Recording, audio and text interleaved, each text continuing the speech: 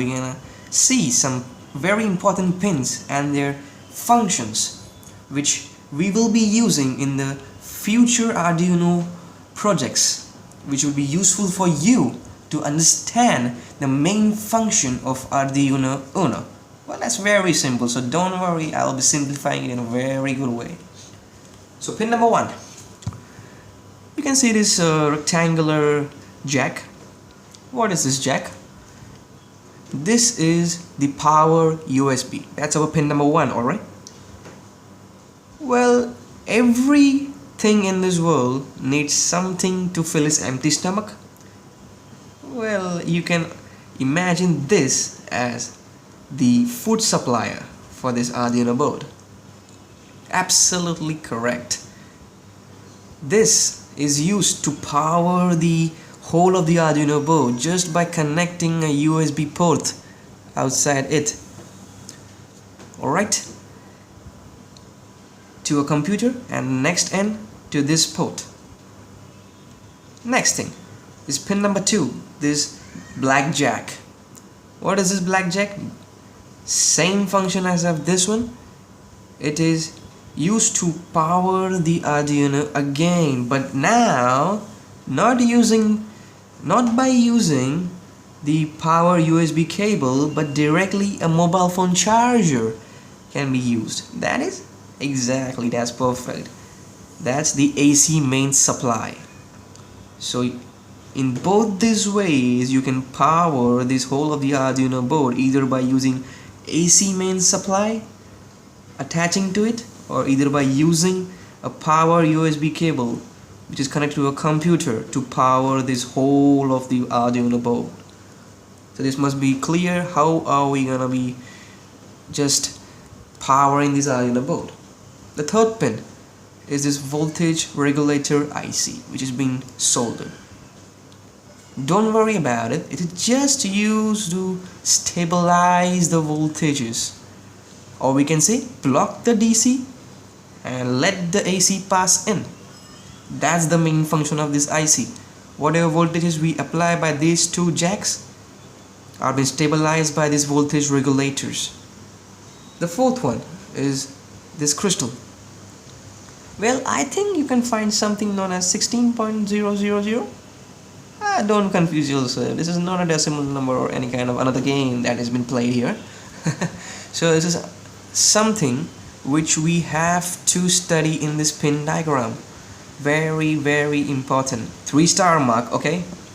This shows, or this tells us the frequency, that is 16 megahertz. And what is this frequency used for? Well, you might be knowing that Arduino must be having some time issues, alright? This crystal helps Arduino to fix the time issues. Time issues, this word might be a different word for you, isn't it? Don't worry, I will come across it in the later videos, don't worry about it. Now, you can see this reset, R-E-S-E-T, this reset port and this reset button.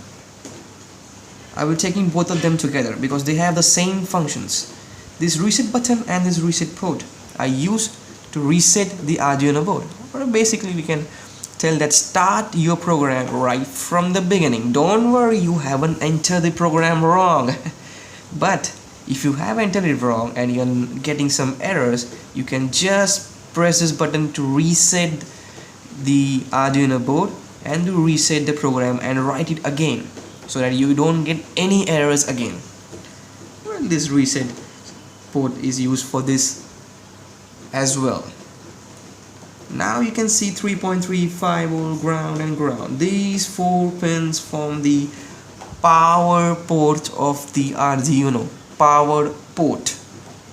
I don't need to explain you what is 3.3 volt, what is 5 volt, what is ground and what is ground. Obviously 3.3 volts and 5 volts are the power supplies given to the Arduino through this or through this.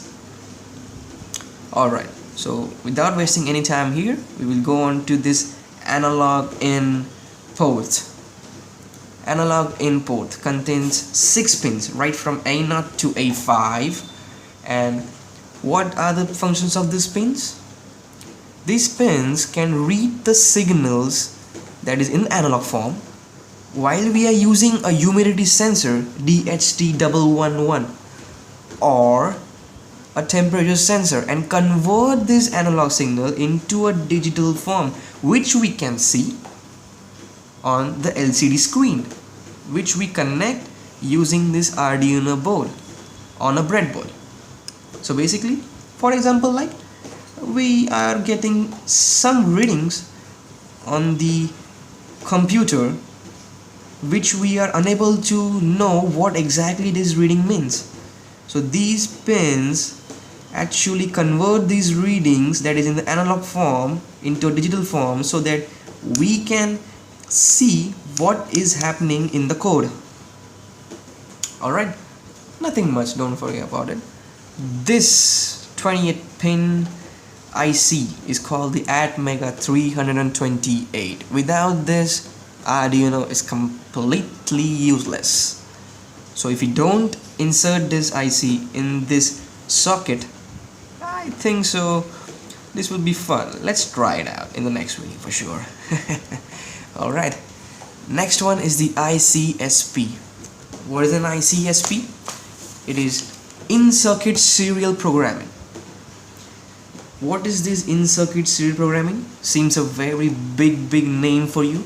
Don't worry, as long as this name, as short as the function. It is used to program the Arduino by using another Arduino board to the computer by uploading the sketch. Rather, it means that we can connect one Arduino to another Arduino by connecting both the Arduinos to the computer and uploading the sketch. Don't worry, I will tell you about this in the near future as well. You can see this text on, and besides it an LED. If this LED glows, that means the Arduino is working really properly. Or if this LED doesn't glow, just make sure this LED glows. Otherwise, if it doesn't glow, remember that my words, your Arduino is simply wasted. Now, the TX and the RX LEDs. You can see here two LEDs named as TX and RX. Firstly, you will find these two labels 2 times in your Arduino board. Firstly, TX and RX in the form of LEDs and TX and RX in the form of digital pins. TX and RX LEDs tell us that the data has been transmitted and data has been received. Same happens here when we use this digital pins 0 and 1 as TX and RX respectively. TX flashes with some different speeds while sending a data. The speed of flashing is dependent on the baud rate, BAUD, baud. You must have came across this term, baud rate. Might be or might be not, don't worry, baud rate is bits per message. So don't worry about it, I will telling about the baud rate as well in the near future when we will be using that term. The next one is simply the digital I/O pins. You can see here right from 0 to 15, that is AREF, are all the digital pins. You can see this term known as PWM. What is PWM? Yes, correct. That's a pulse width modulation. It is a technique by which we get digital form of result from an analog form of result. Pin number 3, pin number 5, pin number 6, pin number 9, pin number 10, pin number 11. You can all see a symbol kind of this wave. Correct, this wave. This wave is nothing but the sign of PWM. That means these pins are used as PWM pins.